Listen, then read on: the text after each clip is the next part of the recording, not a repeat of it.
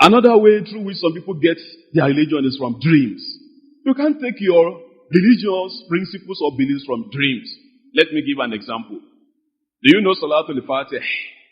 Allahumma salli ala Sayyidina Muhammad al-Fatih lima ughliqa wal khatim lima sabaqa nasir al-haqqi bil haqqi wal hadi ila siratika al-mustaqim wa ala alihi haqqa qadrihi wa miqdarihi al-azim.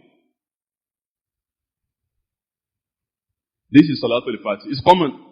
When they give you a dua, they will say, after this dua, you now say Salatul Fati this number of times. Fatiha Salatul Fati. You know, it's very common.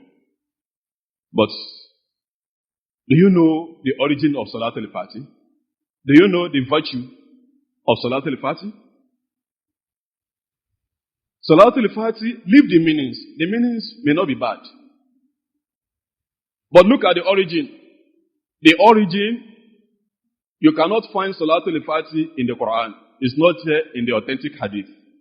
But you will find it in one book known as Jawahirul Ma'ani. The Jawahirul Ma'ani was written by someone known as Aliyu Ar-Razim. Aliyu Ar-Razim said, Ahmadu Tijani, about whom he wrote Jawahirul Ma'ani. Ahmadu Tijani said the Prophet sallallahu alaihi wasallam appeared to him. Not that he saw the Prophet in his dream. Ahmad Tijani, who lived long after the demise of the Prophet sallallahu alaihi wasallam, he said the Prophet appeared to him. He now gave him Salatul Fatih. He said, I especially preserved Salatul Fatih for you. Who was he? Ahmad Tijani. Not Abu Bakr, not Umar, not Usman, not these great companions.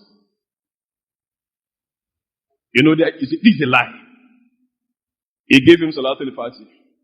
He now told him that. He now asked the Prophet, you have given me this Salatul Fatih.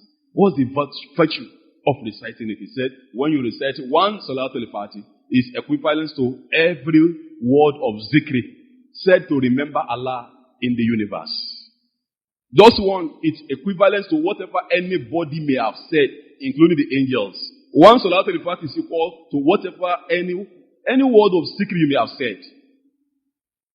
And Salatul Fatih, when you recite it once, is equivalent to reciting the Quran 6,000 times. 6,000 times! You see, this is crazy. Where do you find it? In the Quran? No. In the Hadith? No. This is where some people are getting their religion. And this is why we are being divided. We are being divided on the basis of lie. From this, you know you must not recite Salatul Fatih. I'm not saying you have to condemn those who recite it. Some of them don't know what we are saying now. Because many people are truly ignorant about the thing. They only do what they see others do. And you can't blame them. It's influence. Environmental influence. You only have to educate and guide politely. Educate others and guide politely. Not condemnation, not fighting one another. We explain the truth to one another so that we can all be guided and we all earn Allah's pleasure. That's our goal and objectives in people. So Salatul Fati, you must not recite it. I'm not saying if you know your Imam recite Salatul Fati, you will not pray behind him. Pray behind your Imam. He may not know what we have said. He may not even believe in all these virtues. Anyone who believes in this virtue said about Salatul Fati, you know, you are on your religion is risky. You are in a serious danger about your religion.